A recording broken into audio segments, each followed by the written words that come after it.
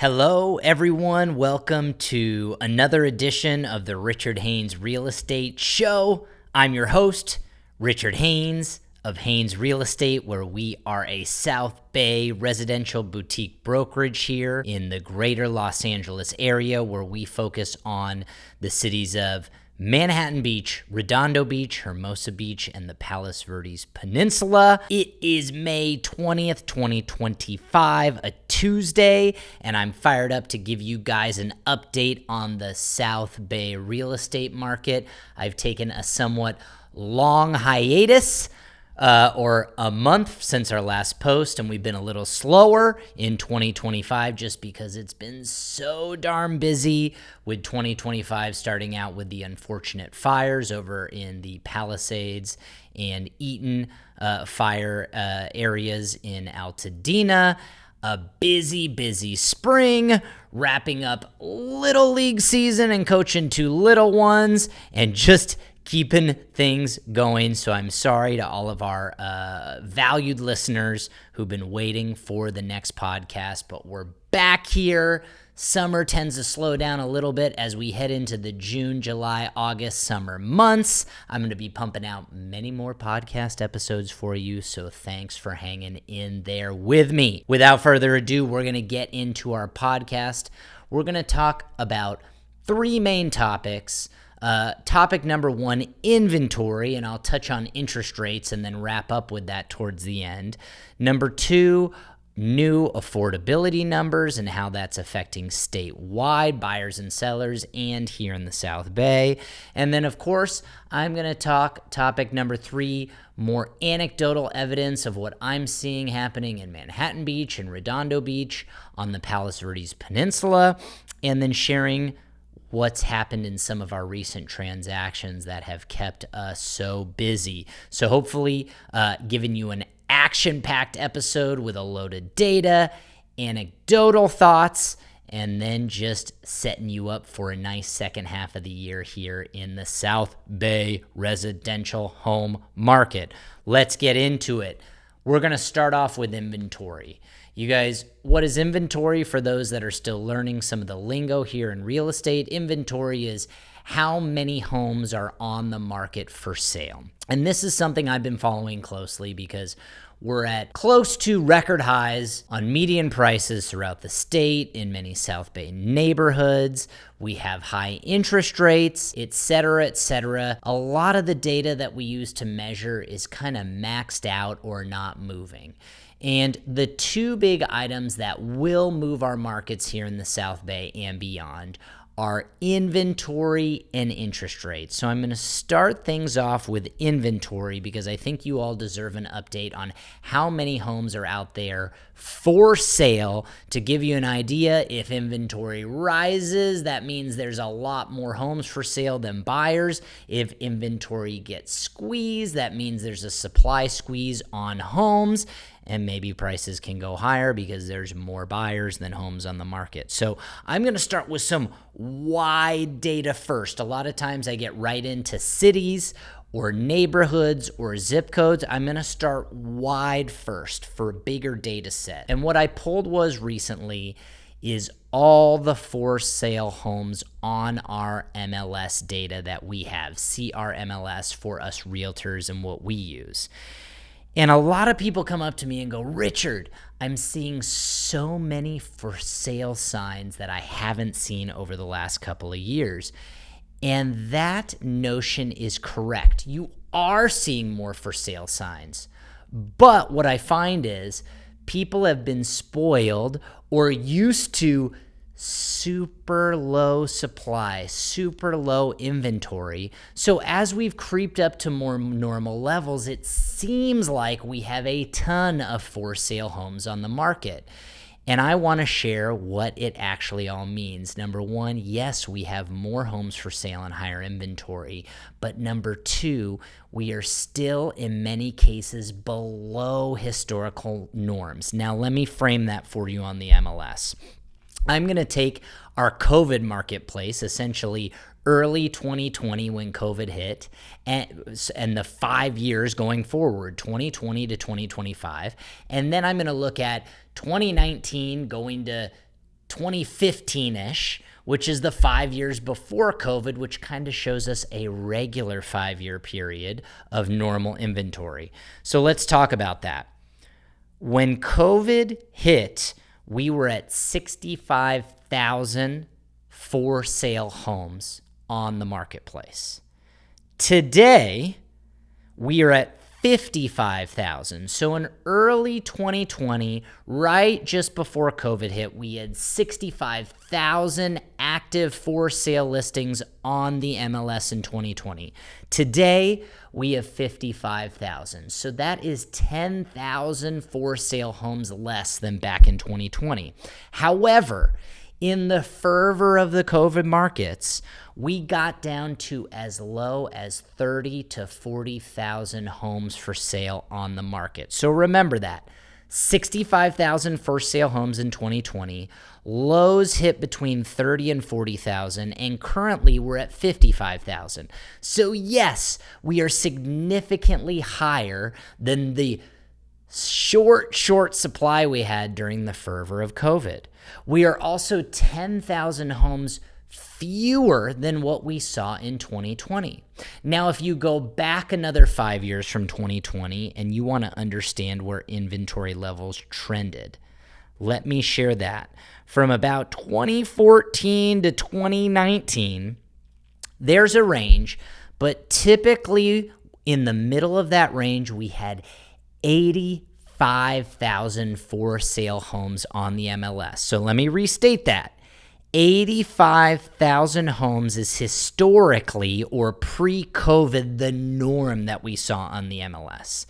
It dropped to 65,000 in 2020, hit lows of 30 to 40,000, and now we're at 55,000 listings. So yes, we are much higher than we were the past few years.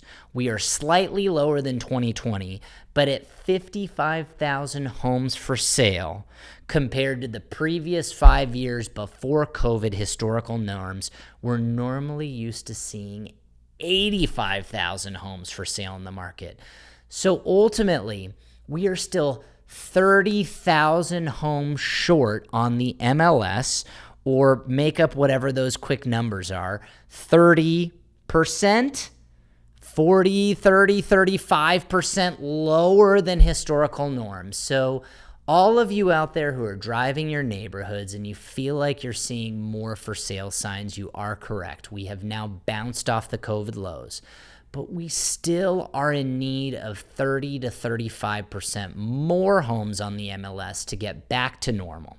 Much of that is because of the golden handcuffs that I've talked about in our marketplace with ultra low rates that people have at the 3 to 4% range. And what's keeping prices higher is even though inventory's rising, people don't want to sell homes. We're below historical norms, and we have this huge bubble of buyers, of millennials who are late to family formation, late to buying their homes, and now they're 35, 40, even 45 starting families and buying their first or second homes, and there simply aren't enough homes on the market when millennials are a larger generation than baby boomers. So you need to follow inventory. Yes, we're rising. Yes, you hope that brings prices down, but ultimately we are still well below historical norms with a big demographic of millennials hungry to buy more homes, and that's what's supporting our marketplace, even though we have very high interest rates and very low affordability. I'm going to talk more about interest rates at the end of the podcast, but that segues me talking about low affordability and high interest rates into the latest Housing Affordability Index numbers released by CAR just last week. So as you guys know, if you read my blog or have heard multiple podcasts that I hammer this topic on, I love the Housing Affordability Index number because it forecasts where prices may go. The lower the affordability numbers, the greater chances are that there's fewer buyers to come in and keep a floor on homes. And normally we see prices come down when affordability gets ultra low. And when we see affordability skyrocket, where more and more people can buy homes, that means more people can support prices and drive prices higher as they come in and buy homes because they're more affordable. Our regular listeners know we're at incredibly low affordability numbers. And just last quarter, we hit 15, which was essentially the second lowest number we've seen since right before we hit kind of 13% before the Great Recession hit and the housing bubble burst. And what we've seen historically in California, anywhere in the high teens, normally we have a correction. And we are now not at 15, which is a scary number from last quarter. We've now ticked up to, this official number today is 17% affordability. That's still a horrendous number, but it's better than 15. And so I want you guys to know that this time may be a little bit different because typically we were used to the market correcting in the high teens. We got even lower during the Great Recession because of liar loans, but we aren't seeing a correction that many thought might come after being in these high teens for the last 2 or 3 years. It's been incredible. Why is this happening? Of course, it's supply and demand.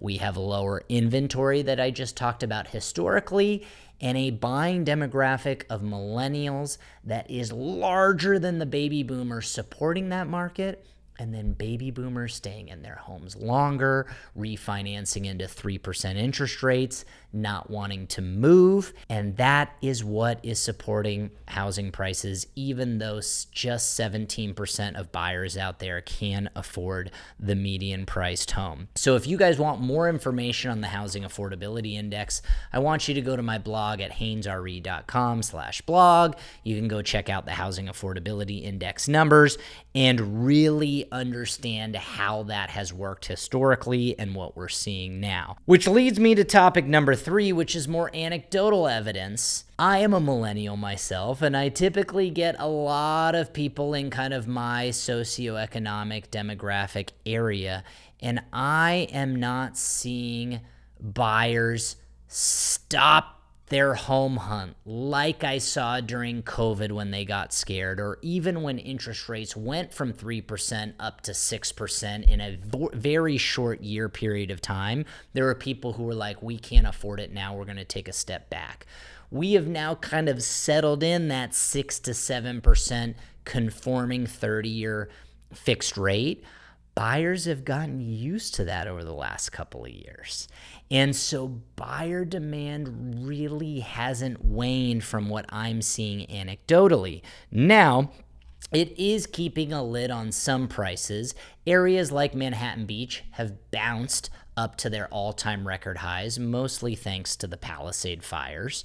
But most areas, prices are now starting to stay right in line with what buyers can afford, and we're not seeing any crazy surges higher, and we aren't seeing buyer demand waning. I'm seeing all my buyers still hitting the streets. They're being picky, they're being patient, but they're looking for homes, and when the right one comes, we have a handful of those buyers making jumps, offering, and going to escrow on property. On the flip side, we've had quite a few listings this year, more listings than I normally have. And what we have seen are areas with decent affordability that are priced right at value or slightly below are still getting multiple offers. They may not be getting 5 or 6 multiple offers, but they're getting 2, 3, or 4 multiple offers. So the offer count has come down. We're still getting multiples, and you're still selling right away if you're priced right. There's just a lack of affordability and maybe some hesitation with tariffs, which is pulling a couple buyers out of the market. I don't have those buyers right now. But I think that is something we are feeling. Just to give you an idea of some of the anecdotal evidence, we had a tall and skinny home that we thought was worth in the low 1.7s in Golden Hills of North Redondo. Tall and skinny, North Redondo, Golden Hills. Sorry, not everyone knows what I'm talking about there. Classic 3-bed, 2-bath, great starter home, move-in ready home, or just someone who wants affordability in the South Bay. We priced it at 1.699, multiple offers, ended up selling for 1.725 and got a great lease back for our clients who are looking to buy a move-up home. That was a success story that sold within a week. We had a listing in San Pedro, great neighborhood of Mariles Pines with unbelievable views of the harbor. It was a fixer, but we underpriced it, let the market bid for it. We got 5 or 6 bona fide offers on that one. We sold over asking efficiently. We also had a super affordable turnkey 3-bed condo in East Hermosa Beach. Again, we slightly underpriced our comp. Our comp was at $912. We came in at $899. We got multiple offers and sold $2,000 over our bullseye comp in East Hermosa Beach. So those are great success stories. And then last but not least, we had a heavy fixer on the coveted avenues of South Redondo Beach on Avenue E that ultimately we organized an off-market sale. Our sellers were happy with the ease, even though we tell them selling on the MLS results in higher prices. They wanted an easier sale rather than a higher price. And then we had an expert investor who could give them peace of mind, speed, cash, and that investor is going to bring the home back to life either with a remodel or a tear down and build brand new. So you guys, the market action is still happening, and that's just our listings. That's not even the buyers that we've been working with recently, but those are success stories of the market still moving. We're still getting pricing above recent comps if you price it properly, and buyers are still out there buying. Before I get into 2 listings that are slightly different stories, the one main thing with inventory, affordability, and interest rates, here's my bet of what needs to happen to really move our markets higher or lower. To me now, our marketplace is all about interest rates or mortgage rates. We have people who don't want to sell with low interest rates and golden handcuffs. We have this huge generation or demographic ready to buy homes. And right now we have a supply constraint that I just don't see changing with the golden handcuffs and boomers aging in place. What the main mover of our markets now and into the future will be are interest rates. That is the major piece that can move affordability up or down that will impact markets positively or negatively. For instance, if interest rates go any higher, if they start exceeding 7%, 8% because of tariffs or inflation starts firing up again, the market will have to go down. Inventory, I still think, will be constrained because there'll be fewer sellers, but the people that do need to sell, death, divorce, or job relocation, etc., they will sell, but the higher interest rates will force a lower price in almost all markets. On the flip side, if we get inflation under control, which looks like the signs are pointing that way, and if tariffs don't impact prices being higher and the Fed can cut and interest rates come down, the market actually has runway to move. If we go from the 6 to 7% range down to slightly below 6 or even around 5%, that boosts affordability in a big way. That allows buyers who are hunting for $1.5 million homes, $2.5 million homes to pay another $100,000, $200,000 just from a drop of 1% interest rates. That would fuel our markets. And of course, it's even more substantial if you're looking at buying a $5 million home and putting down 50%, a lower interest rate by a percentage point or more, playing with interest-only loans, the market will have legs. Ultimately, again, I think this market is dependent on interest rates. As long as they hold steady, I think we're going to be in a steady marketplace throughout the next year or two. If they come down, we're going to see jumps in appreciation again. And if they go up, I think the market gets hit a little bit. So really, for all of you out there, you need to be watching interest rates. If you think they're starting to fall, probably getting in and buying right away is a great way to get in. Let rates come down and you earn some equity. And if you're a seller, if you see interest rates starting to rise, it might be time to get on the market sooner rather than later. Or of course, conversely, if you see rates starting to fall, you can be patient because buyers are going to get even more buying power and they're going to push prices up. Okay, so I hope that helps you guys with some data and anecdotal evidence. Inventory is rising. It's still below historical levels, and I don't see that changing. Affordability got slightly better from last quarter, but it is still too unaffordable. The fact of the matter is, though, I don't see prices coming down because there is an inventory squeeze and buyers have gotten used to high interest rates with a big buying demographic of millennials supporting prices.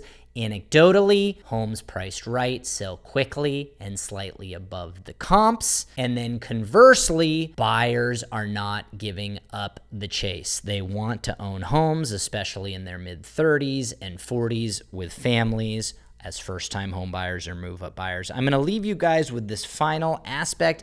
I've got 2 incredible listings in the Manhattan Beach sand section. If you haven't checked my Instagram recently, we have one of the most sophisticated modern builds that I've seen in Manhattan Beach in the Gaslamp District. 515 Marine, asking $6.95 million.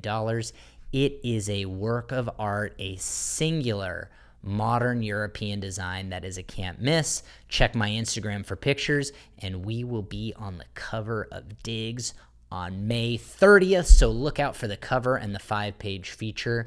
You will love it. Also, we have a gorgeous 100-block Walk Street property where you can smell the ocean, hear the waves, 2 residences on one lot, a Spanish residence on the Walk Street side, a contemporary residence on the alleyway side with a rooftop deck and a view of the piers. That has been newly improved to $6.25 million and is the best buy on the Walk Streets in Manhattan Beach right now. That will also be in the new Diggs issue coming up on May 30th, so be sure to grab a copy of that and give me a call if you have a question on any of those two listings. You guys, I'm going to wrap it up there. Thank you for joining me on another podcast episode. We'll be pumping out more for you this summer. In the meantime, be sure to check my Instagram at Richard Haynes Real Estate for great foodie recommendations in the South Bay and tips and tricks on South Bay real estate. My blog at haynesre.com/blog. And then, of course, check in here for the podcast. All right, you guys, have a wonderful kickoff to your summer, and we'll see you next time on the Richard Haynes Real Estate Show. Take care.